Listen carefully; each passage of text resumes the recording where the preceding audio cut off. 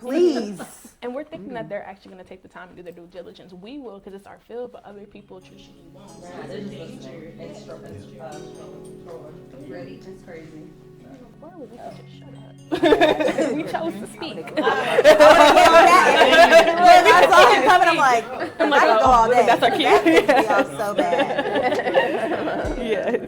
No, I was overhearing, obviously, there was a lot of great things that were being said. A lot of what was being spoken about hustle culture, which is something that I feel like it's kind of impacted me because I'm just always on the go, one more. And then I have to have my friends who will tell me, hey, chill out. relax, it's okay, right? So I appreciate everybody here in that conversation. That was an amazing conversation to have. I do want to bring us to our next wine here that we have, which is called a Sancerre.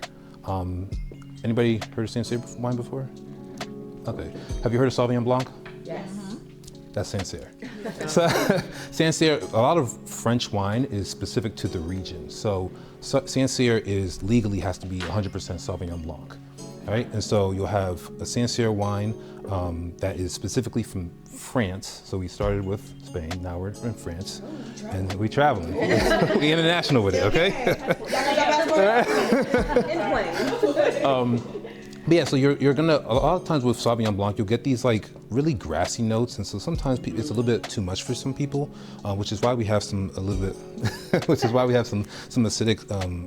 pairings here, because that's going to help kind of bring down some of the acidity that we typically would get with a Sancerre or a Sauvignon Blanc.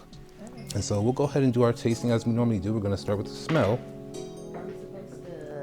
How do people do that? Why do people do this? I'll get to that.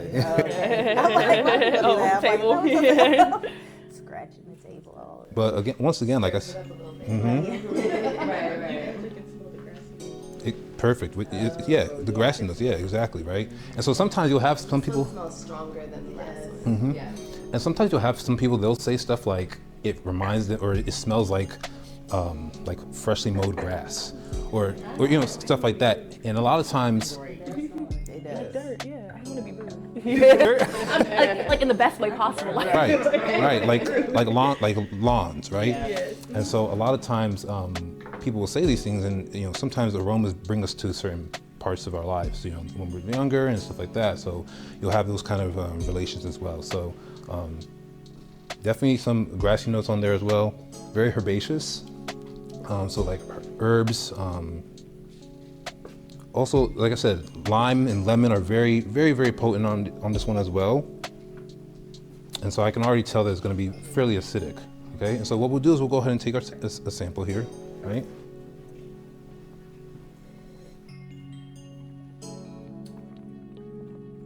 That's not what I was expecting. It's very smooth. At all, yeah. Very smooth. Wait a minute. I might have found a light Yeah, wine. that one was a I bit thought it more would be more bubbly. dry, yeah. This one Or a doesn't really terrible- seem like it has any bubbles. Or an aftertaste. Right. Yeah. So not sparkling. Okay. Sometimes the finish can be a little bit strong, and it can be, for some wines, the finish can be actually kind of off-putting. But it's a high-quality Sancerre wine, and I think I'm usually not a fan of Sauvignon Blancs, but I enjoy this one. So I drink anything. But Pinot Noirs, Chardonnays. I do love Champagne and Cava and Prosecco. And yeah, I mean, I also like Gewürztraminer, which is a different. Yeah. So it's a really nice one as well. So we'll go ahead and get a pour up here so we can. The fact that this is a sample. I know, Right, okay. That was delightful. Right. I like that one. This is something I would get at a restaurant. Yeah, this is not what I was expecting at all. Like the notes trick me. Yeah. This is great. Oh, Thank you. No, I'm here for it. I'm here for it completely. I know, right? You are definitely a ball. Yeah. I'm like, let's go And outside. then literally, it's like, let's go outside. It's hey, Fred. Like, let's go outside.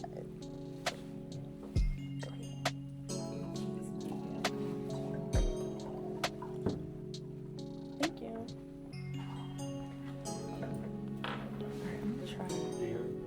Oh, you can, yes. good. Thank Thank you. Definitely a good one. This is so cute. I love it. Oh, the tomato helps. The acidity. So when we're talking about love, relationship, self-discovery, what does it look like when somebody in a relationship is only giving you half and not the full? What does that look like for you guys? Are you closed off? Are you open? Do you give grace? Are you allowing somebody to kind of self-discover what they may be lacking? Like, remember we talked about communication, right? Some people lack that, right? Maybe personal people skills, right? So what does that look like for you guys as therapists? Is that something that you guys are more open to saying, hey, let's try it this way? Or, you know what, that's just how you are. You know how the people say, that's just how I am. So it lets me know that you don't want to change. You're fine with where you are, right? So what does that look like for you guys in relationships? Me personally, go ahead. No, I just want to make sure I understand. Yeah, relationship. So it can be friendship or personal, your partner, family. So I try to make sure that I don't work while I'm trying to work in my relationships. And what I mean by that is like I'm being not a therapist. Yeah, I don't want to be a therapist. I'm not. I take my therapist hat off because I'm not your therapist. You're just a girl. I'm just a girl. Okay. I'm just a mom. I'm just a girl. So with that being said, I think because I have a lot of self-awareness and I have my own self-validation and things like that, I know what I come with. I let you show up as who you are, and I see what you want to give. So it's not that I'm like judging. I do give grace, but I think that's because I have my own personal self-awareness. I have my own thoughts and opinions and feelings and things like that. Yes. And I know I know what's going on with, if you're not communicating effectively and stuff like that, but that has nothing to do with me. So of course I'm going to share what I don't like and what I do like, but I'm also going to see what you do with that information. Exactly. So if you're not going to do anything further with that information, there's nothing else for me to be here for. Yeah. So I think there's a misconception of what giving grace actually is. Speak on it. and What I does think there's mean? limitations and boundaries. Thank you. Come on. Boundaries cannot be personalized either, like customized. If I don't like it to from be universal. I don't like From it you. It's about me. Yes. It's my world. Universal. I always say boundaries are for you, not for others. Exactly. Correct. And I think a lot of times, like, I might give you grace and I won't attribute it to your everyday being, who your personality is. You can grow as a person. I'm not going to hold you there. But that doesn't mean I have to be a part of that journey. Right. You can grow over there. Right. And I'll be over here doing my thing. And if there's a time, even if it's relationship as far as romantic, platonic, familial, anything, we might come back together. That's fine. And we can redefine what this relationship looks like. But as of current, I'll give you grace. But please step aside. That goes back to alignment. Yeah, I was It does. about to say.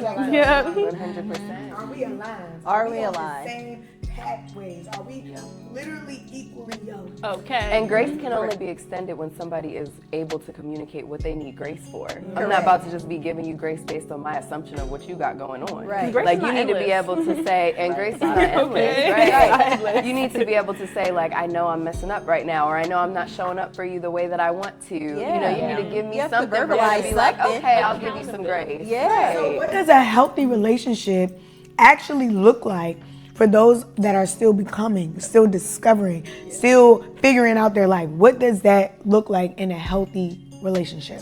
I think we just got to get back to being honest. I feel like people just lie, or omit. Social and I'm media like, culture. Lord, don't come over to me omitting nothing. Okay? Like, if you have if it's something that's difficult for you to communicate or you don't necessarily have the words, that's fine. We're all human. We're all not perfect and we're all flawed, right?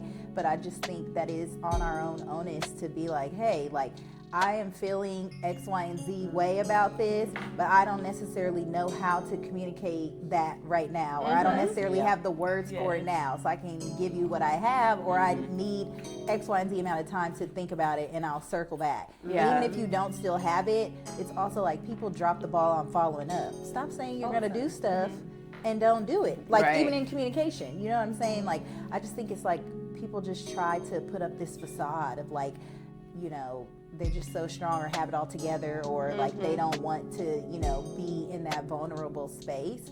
But I think like the problem is if you can't be vulnerable with the person that you're in a relationship, whether that's romance, whether that's platonic, whether it's whatever your relationship with that person is that really an aligned relationship if you can't like kind of take the mask down? And I think it will be difficult for anybody to be in a relationship of any kind with a therapist without being willing to do some self-work. Yeah. Or, you know what I mean? Because we can take the therapist hat off, but we're going to call it out every time as well. You know what I mean? Okay, Like, it's hard. let's be for real here. Self-work is not as hard as people think it is. And Absolutely. I'm really big on trying to define what those buzzwords and things are. Like, in my opinion, it's 3 simple things. The fearlessness to face yourself, the accountability for your flaws, and the desire to make repairs. That's Hello. it. That's Beautiful. it. That's all it is. And as long as we can do those 3 right, as long as we do those 3 things, you're fine, because it shows that you're actively working. And that's all. And that's all we need. That's really all we need. The effort. Absolutely. It's the effort. So then how do you kind of love somebody through their healing without losing yourself, without losing your morals, your values? How do you still love somebody through that process? I think you could like break that down into 3 buckets of it being Come on, boundaries, standards, and expectations. Ooh. Those are all 3 different. That's a good one. That's good. And you know what? I'm going to drink to that. Everyone's like, clink. Cheers to that. Cheers to that.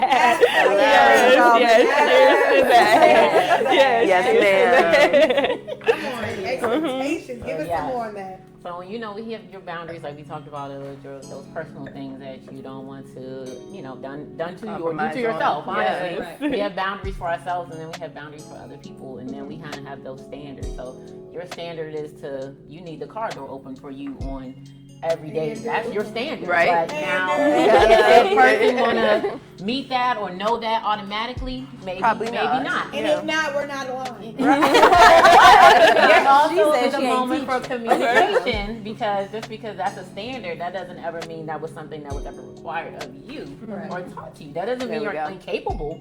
It's just not on your radar as a priority. But on my radar, that's a priority. So that's just a conversation or communication mismatch. Now, if you have a conversation about the certain, you know, chivalry or that kind of respect, and it doesn't happen, then that's an expectation. So my expectation is, now that I've delivered this information to you, okay, I expect for the door to be open, or I have that standard for the door to be open. And when it doesn't happen, it's like, So my boundaries, if I'm dating someone, they to do X, Y, Z.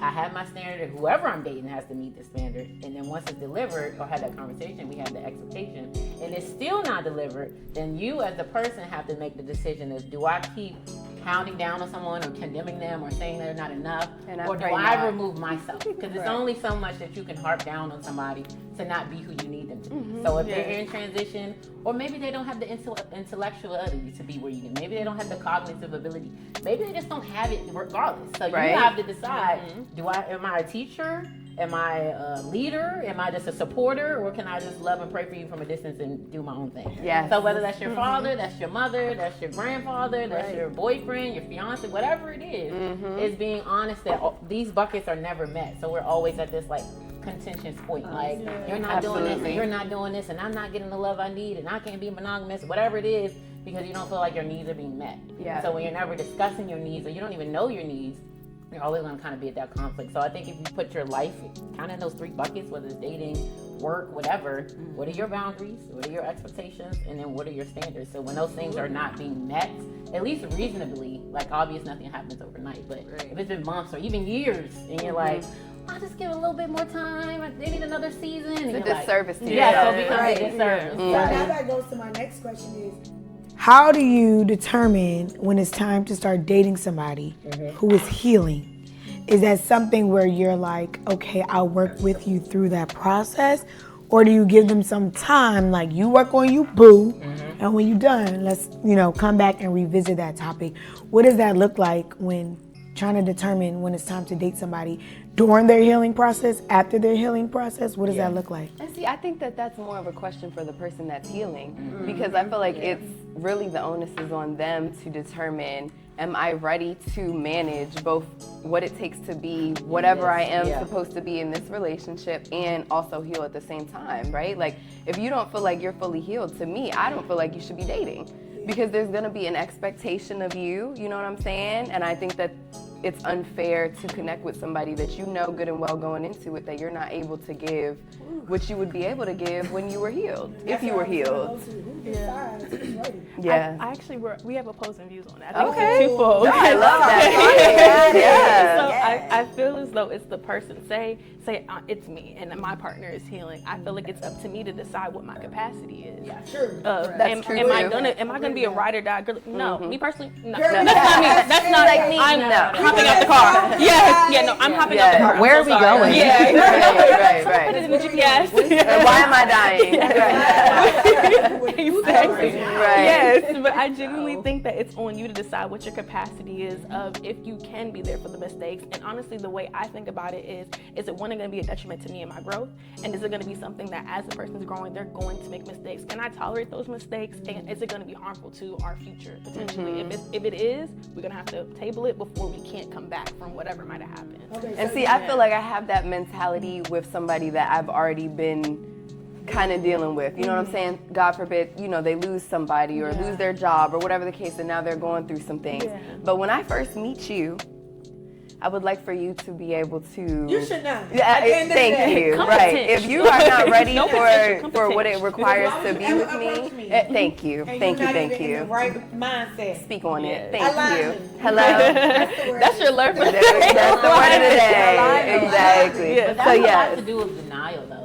That's a lot of true. people live in denial and delusion. Thank you. Amen. Not the right And it is a delusion. difference. It is. And not the right delusion. Thank you. Healthy So delusion. there's definitely a difference between that. A lot of, humans are meant to connect and have relationships and not to be alone. So it's just more about really being honest about what I can offer and then what I'm seeking. A lot of people date or, socialize outside of their kind of pool or their emotional readiness or development or, intellectual Stay in your space. lane. Yeah. But again, how do you even learn that as a human, what your lane is? Right. Absolutely. Like, is that because you've gone through a certain path where you're like maybe on a more educated path and you're around different cultures and dynamics versus it's like you come up in a different era, like you just date, you're supposed to get somebody, you're supposed to make a bunch of babies and like whatever, you got 6 baby mamas, that's cool, you got 4 ex-wives, that's cool. So like when you think about what your world is, that's something they don't think they're not healthy, they don't think they're toxic, they don't think all the women are crazy or all the women that attract me are